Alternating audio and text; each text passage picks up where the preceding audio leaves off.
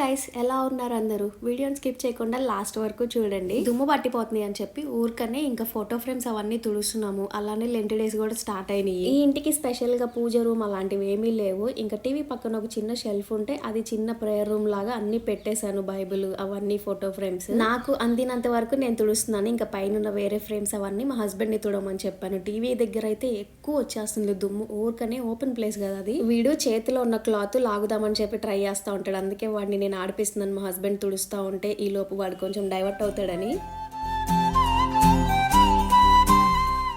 మా ఇద్దరిలో మా హస్బెండ్కి ఇంకా ఎక్కువ ఇంట్రెస్ట్. ఒకసారి ఇంట్రెస్ట్ వచ్చిందంటే క్లీనింగ్ చేసేటప్పుడు ఇంకా మొత్తం తనే నీట్గా చేసుకుంటాడు. నన్ను కూడా డిస్టర్బ్ చేయడు. మా హస్బెండ్ని చూస్తుంటే అప్పుడప్పుడు మా డాడీ గుర్తొస్తూ ఉంటాడు. మా డాడీ కూడా సేమ్ ఇంతే. ఇంట్లో చిన్న చిన్నవి ఏదైనా ఉన్నా కానీ నీట్గా పెట్టుకోవటం. ఒకసారి అయితే నా చిన్నప్పుడు నేను ఇల్లు అవన్నీ ఊడుస్తూ ఉంటే మా డాడీ నీట్గా చూపించాడు. ఇలా కాదు, ఇలా ఊడవాలి ఇల్లు అని. కిచెన్ సెటప్ ఒకసారి మా డాడీ వేరే ప్లేస్లో జాబ్ చేస్తున్నప్పుడు వెళ్ళాము. మా డాడీ రూమ్ చూద్దామని చెప్పి ఎంత నీట్గా పెట్టుకున్నాడంటే మా డాడీ కిచెన్లో కంటైనర్స్ అవన్నీ నీట్ గా. నాకు అప్పుడు మా డాడీని చూసి అలా ఇన్స్పిరేషన్ వచ్చింది. నేను కూడా ఒక ఏజ్ వచ్చాక మా డాడీ లాగా సేమ్ నేను కూడా నా ఇంటిని అంతే మెయింటైన్ చేసుకోవాలన్న థాట్ నాకు అప్పుడు వచ్చింది. అందుకే మా హస్బెండ్ ఎప్పుడైనా గమనిస్తూ ఉంటా, కొన్ని పనులు సిమిలర్ గా అనిపిస్తూ ఉంటాయి మా డాడీకి మా హస్బెండ్ కని. కొంతమంది అడుగుతూ ఉంటారు కమెంట్స్ లో, మీ సైడ్ ఫ్యామిలీ లేరా, మీ పేరెంట్స్ మాట్లాడరా, మీ మమ్మీ డాడీ రారా అని. మీకు కొంతమందికి తెలియదు అనుకుంటా. మా డాడీ లేరు. మా డాడీ 2020లో ఎక్స్పైర్ అయ్యారు. నాకు మా మమ్మీ అను నాతో పాటు ఇంకొకళ్ళు ఉన్నారు నాకన్నా చిన్న. వాళ్ళకి ఇష్టం లేదు నేను మామూలుగా వాళ్ళ గురించి చెప్పటం. వాళ్ళకి మెయిన్ ఇంట్రెస్ట్ లేదు నా దగ్గరికి రావాలనేది. స్టార్టింగ్ లో వచ్చేవాళ్ళు, తర్వాత కొన్ని డిస్టర్బెన్సెస్ వచ్చినాయి. నేనే వద్దని చెప్పాను, రావద్దని చెప్పేశాను. ఎందుకంటే ఎప్పుడైనా కానీ రిలేషన్ లో ఇద్దరు కపుల్స్ ఉన్నారంటే ఇద్దరికి ఈక్వల్ ఇంపార్టెన్స్ ఇస్తేనే ఒక ఫ్యామిలీ సైడ్ నుండి బాగుంటది. కపుల్ మధ్యలో రిలేషన్ కూడా బాగుంటది. అందుకే నేను వాళ్ళని ఇంకా రావద్దని చెప్పేశాను. అది అను వాళ్ళు అలా దొంగచాటుగా రావటం, నన్ను కలవటం నాకు నచ్చట్లేదు. ఏదైనా కానీ ఫ్యామిలీ మొత్తం నా సైడ్ వాళ్ళందరూ యాక్సెప్ట్ చేశాకే ఇంకా వాళ్ళు వచ్చి కలిస్తే బాగుంటుందని అందుకే వాళ్ళని ఇంకా రావద్దని చెప్పేశాను. మెయిన్ నాకేంటంటే నాకు ఇచ్చినంత ఇంపార్టెన్స్ నా హస్బెండ్కి కూడా ఇస్తేనే నాకు హ్యాపీగా ఉంటది. సో అదనమాట. అందుకే దానివల్ల మా సైడ్ ఎవరు రారు. దేనికైనా కానీ టైం రావాలంటారు కదా, వాళ్ళకి నచ్చినప్పుడు ఒకవేళ వాళ్ళు యాక్సెప్ట్ చేస్తే చేశారు, లేదంటే ఇంకా లైఫ్ లాంగ్ ఇంతే. నాకు మా హస్బెండ్ తప్ప ఇంకెవరు ఉండరు. మరి వాళ్ళు గుర్తురారా, మీకు ఏమన్నా లోటు అనిపిస్తుందా ఏదన్నా అంటే ఉంటది కొంచెం. కాకపోతే ఇంకా మా హస్బెండ్ నాకు దానికి మించిన హ్యాపీనెస్ ఇస్తా ఉంటాడు ఎప్పుడైనా నేను డల్ అవుతున్నా కానీ. ఈ విషయంలో మాత్రం నేను చాలా లక్కీ. అందుకే నేను నా సైడ్ నుండి ఎవరు లేకపోయినా కానీ వీడియోస్ లో అంత ఎక్స్ప్రెస్ చేయను. కానీ ఈ మధ్య అరేంజ్ మ్యారేజెస్ కన్నా లవ్ మ్యారేజెస్ చాలా ఎక్కువైపోయినాయి. అందులోనూ బోత్ సైడ్స్ ఫ్యామిలీస్ అందరూ యాక్సెప్ట్ చేసి హ్యాపీగా మ్యారేజెస్ చేస్తున్నారు. ఆ విషయంలో ఇప్పుడు పెళ్లిళ్ళు చేసుకునే వాళ్ళు చాలా లక్కీ అని చెప్పొచ్చు. ఇది నా సైడ్ పేరెంట్స్ స్టోరీ. అందరికీ క్లారిటీ వచ్చింది అనుకుంటున్నాను. కామెంట్స్ లో కొంతమంది అడుగుతూ ఉంటారు, అప్పుడప్పుడు అనిపిస్తూ ఉంటుంది చెప్పాలా వద్దా అని. కాకపోతే అందరూ అడుగుతున్నారు కదా, క్లారిటీ ఇద్దామని చెప్పాను.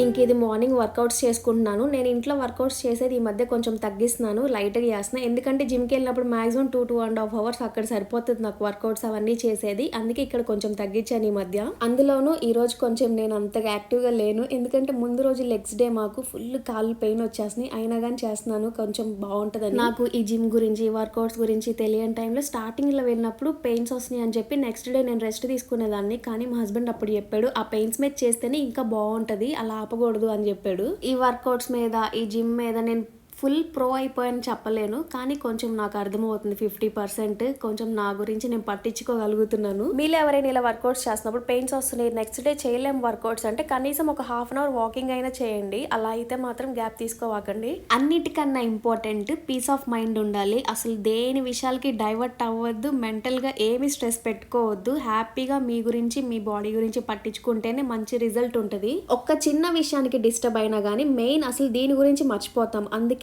మెయిన్ స్ట్రెస్ అనేది పెట్టుకోవద్దని చెప్తాను నేను. ఆ వచ్చే చిన్న చిన్న ప్రాబ్లమ్స్ ముందు దీన్ని మర్చిపోతాము, దీని మీద అసలు ఉన్న ఇంట్రెస్ట్ కూడా పోతుంది. అందుకే జాగ్రత్తగా మెయిన్ బాడీ తగ్గాలి ఒక గోల్ పెట్టుకున్నారంటే మెయిన్ దీని మీద కాన్సన్ట్రేషన్ పెట్టుకోవాలి. ఎండ్ ఆఫ్ ది డే ఏంటంటే మీ బాడీ మీద మీకు నమ్మకం ఉంది, నేను నా బాడీని నేను ఇలా క్యారీ చేసుకోగలనంటే ఎంత లావుగా ఉన్నా కానీ మీరు హ్యాపీగా ఉంటారు. కొంతమంది మెంటాలిటీ ఎలా ఉంటుంది అంటే నేను లావుగానే ఉన్నా, నేను బాగానే ఉన్నా, నాకు తగ్గాలన్న అవసరం లేదు అనుకుంటారు. కానీ మీరు హెల్దీ వేలో ఉన్నారో లేదో ఒకసారి చెక్ చేసుకోవాలి. నేను ఎప్పటి నుండో తగ్గుదాం అనుకుంటున్నాను, కానీ కొన్ని రీజన్స్ వల్ల అసలు స్టార్ట్ చేయలేకపోయాను ఈ వర్కౌట్స్ అనేది. కానీ ఇప్పుడు మెంటల్గా ఫిక్స్ అయిపోయి తగ్గాల్సిందని తగ్గుతున్నాను. అది కూడా ఎందుకంటే నా బాడీ వెయిట్ ఎక్కువైపోతుంది, నాకు అర్థమవుతుంది. దానివల్ల నేను చాలానే ప్రాబ్లమ్స్ ఫేస్ చేస్తున్నాను. మెయిన్ అసలు యాక్టివ్నెస్సే ఉండట్లేదు, నాకు చాలా డల్ అయిపోతూ ఉంటా, ఒక్కొక్కసారి మూడ్ స్వింగ్స్ ఎక్కువైపోతూ ఉంటే మెంటల్గా డిస్టర్బ్ అవుతూ ఉంటున్నాను. అందుకే నేను ఈ టార్గెట్ పెట్టుకున్నాను 75 డేస్ అనేది. ఇప్పుడు 30 డేస్ పైన అయిపోయింది కాబట్టి కొంచెం చేంజ్ కనిపిస్తుంది, నా బాడీ చేంజ్ అవుతుంది. దాంతోపాటు నేను మెంటల్లీ హ్యాపీగా ఉండగలుగుతున్నాను. ప్రతిరోజు ఒక యాక్టివ్ వర్కౌట్ ఉంటుంది. నాకు తెలియని విషయం ఏంటంటే ఫుల్గా లావుగున్నప్పుడు నాకు చాలా బద్ధకం అనిపించేది, ఇప్పుడు అది కూడా పోయింది. ఏదైనా కానీ హెల్త్ ఈజ్ వెల్త్ అని నేను ఎప్పుడు చెప్తానే ఉంటాను. మనం హెల్తీగా ఉంటే అంతా బాగుంటుంది, హ్యాపీగా ఉంటుంది ఎన్విరాన్మెంట్ అంతా చుట్టుపక్కల. వీడియో నచ్చితే లైక్ చేయండి, ఎలా ఉందో కమెంట్స్లో చెప్పండి. కొత్త చూస్తుంటే ప్లీజ్ సబ్స్క్రైబ్ చేసుకోండి. నెక్స్ట్ వీడియోలో కలుద్దాం, బాయ్.